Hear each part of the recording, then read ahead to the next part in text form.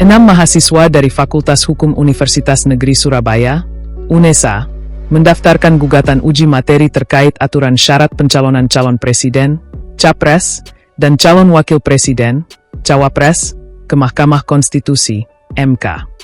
Para pemohon melayangkan gugatan terhadap Pasal 169 Undang-Undang Nomor 7 Tahun 2017 tentang Pemilihan Umum, UU Pemilu. Dalam materi gugatannya, regulasi yang berlaku saat ini dinilai memiliki kelemahan mendasar karena belum mengatur batas maksimal usia bagi capres dan cawapres. Pihak pemohon menegaskan bahwa langkah hukum ini diambil bukan untuk mengintervensi mahkamah agar menetapkan nominal angka atau batasan umur tertentu secara sepihak. Fokus utama dari permohonan ini adalah meminta MK memberikan peringatan konstitusional, constitutional warning, kepada lembaga legislatif dan pemerintah selaku pembentuk undang-undang demi menyempurnakan aturan tersebut. Dalam berkas permohonannya, para mahasiswa memaparkan argumen komparatif dengan membandingkan regulasi batas usia pensiun pada berbagai lini jabatan publik strategis lainnya di Indonesia. Mereka menilai tidak adanya parameter batas atas usia untuk jabatan setingkat kepala negara bertentangan dengan asas kepastian hukum yang diatur dalam konstitusi. Di sisi lain, Majelis Hakim memberikan sejumlah catatan perbaikan dokumen yang harus dipenuhi oleh para pemohon dalam tenggat waktu yang telah ditentukan. Para pemohon menjabarkan bahwa Pasal 169 huruf Q UU Pemilu sejauh ini hanya memuat aturan diskriminatif yang mengatur batas usia minimum, yaitu 40 tahun bagi capres dan cawapres. Namun, pasal tersebut sama sekali tidak memberikan parameter objektif mengenai batas usia maksimal atau kapasitas fisik dan mental yang harus dimiliki calon pemimpin. Kondisi ketidaklengkapan norma ini dipandang mencederai prinsip kepastian hukum yang dijamin oleh UUD 1945.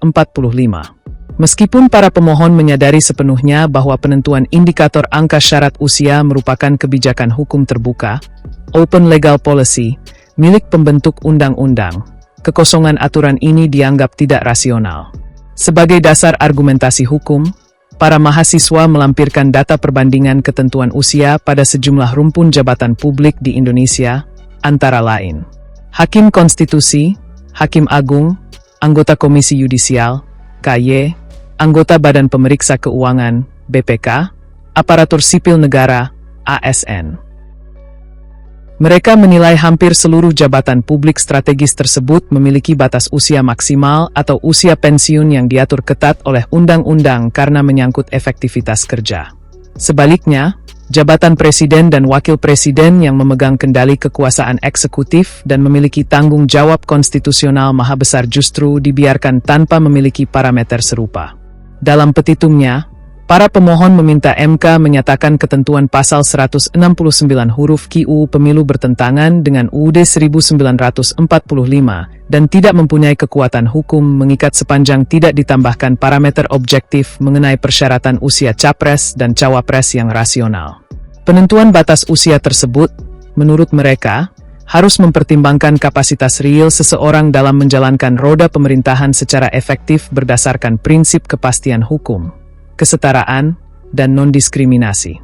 Jalannya sidang pemeriksaan pendahuluan ini dipimpin langsung oleh Hakim Konstitusi Eni Nurbaningsih dengan didampingi oleh dua anggota panel, yaitu Hakim Konstitusi Ridwan Mansur dan Arsul Sani.